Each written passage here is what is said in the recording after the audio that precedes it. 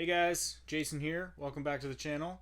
Today I'm doing the book club discussion video for the book that we read in February, and that is Beloved by Toni Morrison. I do apologize, this is quite a bit later than I would normally try to get this video done, but it's been kind of crazy. I've been having a lot of technical difficulties with my computer and my setup here, so it's taken me a little bit to kind of get all the kinks worked out. But I hope that everything goes smooth. I think I broke my microphone for a minute, and it sucks because I just got this thing, but I think I got it working again. So hopefully everything goes okay. But regardless, the book from February was Beloved. We're going to talk about that. First, just a quick recap. The book for March is Interview with the Vampire by Anne Rice. So if you haven't read it yet, you still got a little bit of time to finish it up or whatever. So go ahead and do that. I just finished it last night, and it was pretty good. More to come on that. The book that you guys all voted for April was In the Miso Soup by Ryu Murakami. It got 41% of the votes. There was 199 votes. So, yeah, it was pretty much landslide win with this one. Pretty excited. I don't really know anything about this book other than that it's very gross. So I'm very excited to read that. Cannot wait. All right, and for the month of May, I've got a list here of 5 books. I'll put a poll up in the community tab. You can go ahead and vote for what we're going to read in May. There's no theme or anything. I just picked 5 books that have kind of been on my radar for a while, and we'll see which ones you guys want to read. So first up is Head Full of Ghosts by Paul Tremblay. Then The Cipher by Kathy Koja. Kin by Keelan Patrick Burke. Chasing the Boogeyman by Richard Chismar. And Wounds by Nathan Ballingrad. Anywho, those are the 5 books for the month of May. Yeah, go ahead and vote for the one that you guys want to read. Alright, let's talk about Beloved by Toni Morrison. This is another one of those, it's a horror book if we think it's a horror book, and clearly you guys voted for it, so it must fall in that category somewhere. This is an example of a book that's kind of stretching that definition, and that's fine. I think that's a good thing.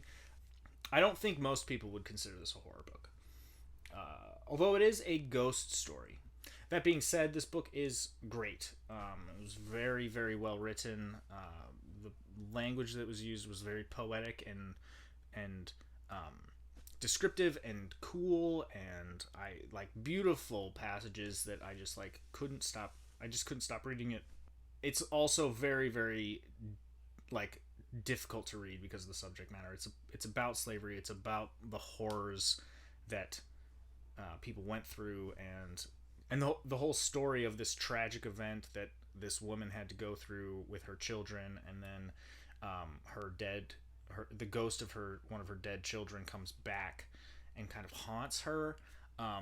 It was just so affecting, and that whole story like overlaid with the horrific stuff that happens with the slavery piece and all of that. It was very powerful, you know.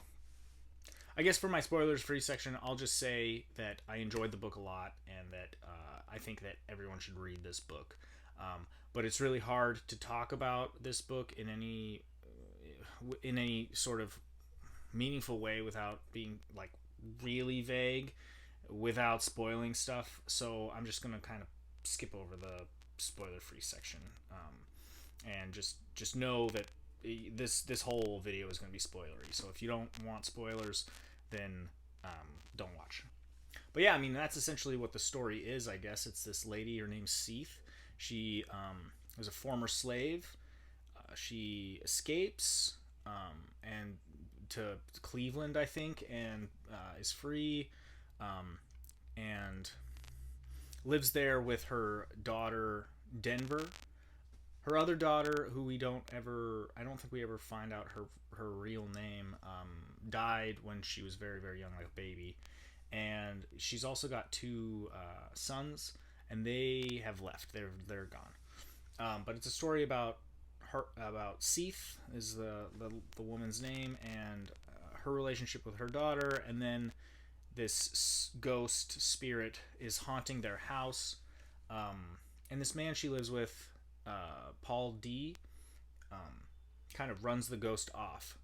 But then later, another girl comes. She says that her name is Beloved, and there's some strange things about her. We're not really sure at first who she is, but it becomes clear that she is the embodiment of like the spirit of her dead daughter, right? And that's kind of where it goes. And yeah, like I said, the writing is stupendous. Very very interesting. Multiple perspectives, and each chapter kind of has like a main character that the perspective that you're seeing. So you have some chapters that are from Seath's perspective. You have some chapters that are from Denver's perspective. You have some chapters that are from Paul D's perspective, and then you have some chapters that are from Beloved's perspectives. And then there's a few other characters kind of sprinkled throughout, but each perspective is very unique and cool, and kind of interprets the world in a different way, because you've got Seath, who grew up as a slave and escaped, and then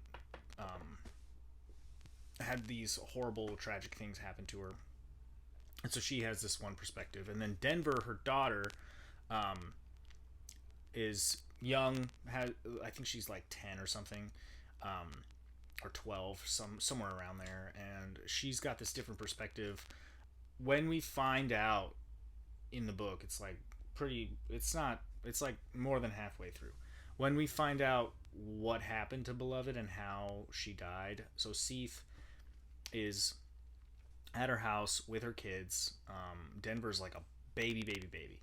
The white men come to try to bring her back to slavery, right? They want to capture her and make her and her family slaves again, right? So she's like not gonna do that. She's gonna protect her kids from that by killing them. And she only succeeds in killing one of her kids, but she tries to kill the other ones, and it's just so sad and crazy that someone could go to those lengths to protect their children from that. And like, I don't know, it's just devastating. That was one thing about this book that like it really drove home how horrible and horrific slavery was to the slaves, right? So like the fact that like a mother would rather kill her children than let them like become slaves is just it's crazy. It's crazy. And that was one thing that I noticed in the book is like I would be just reading a passage, and all of a sudden there'd be a mention like a mention of some horrible thing, like someone being burned alive, or some people being, hung, or all kinds of crazy stuff, horrible stuff that happened. And it was mentioned in such a like cavalier way that it kind of took me by surprise a little bit, and I had to go back and be like, really? Did I just read that? And it was just like mind blowing. Like that was just day to day stuff. That was just regular life, and it's sad and tragic and just brutal. As the story goes on, and as we get closer and closer to the endings, Beloved just continues to kind of take from Seath. Seath is trying to just give her as much of her love as she can, and she just withers away, and Beloved just continues to grow like fatter, and I don't know if my analysis or my interpretation of this is correct, but it was like Seath's grief. She just like kept giving and giving into this grief and trying to make amends for what she did, and Beloved just took until Seath was just like a shell of her former self. And that's really sad. Yeah, it was like she couldn't like forgive herself for what she did or something. And then until the very end, when she's like on her deathbed and Paul D comes in, and they kind of make amends a little bit, they had some fight or whatever, and he left. That was just my interpretation, I think, of what was going on and what Beloved kind of represented to her in that. Let's go to Discord here and see what you guys are saying about the book. Jazz Dog says, there were times while reading this book where a word or phrase or idea or concept would drift across the page and stop me cold. Yes, that's kind of what I was talking about, how just I would just be reading and all of a sudden I'd read something and just be like, oh my god, I can't believe I just read that, and then have to go back and reread it. He talks a little bit about how there's not really a plot, it just kind of goes from point to point to point, and it seems very dreamlike and weird. And I do agree with that. It it there isn't very much story.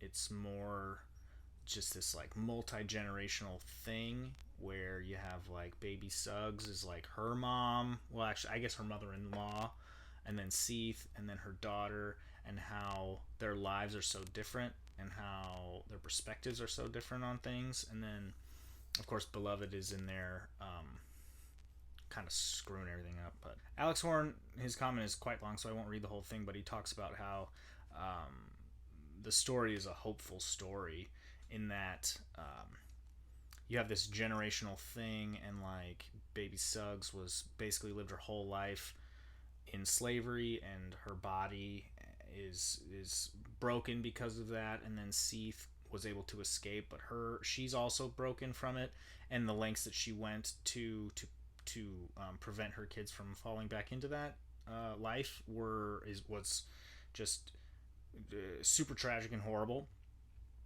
But then Denver, who basically lived her whole life as a free person, she goes around and she like helps out in the community. She helps a lot of people. Now, granted, she starts doing this because her mother is unable to work and they need food and stuff.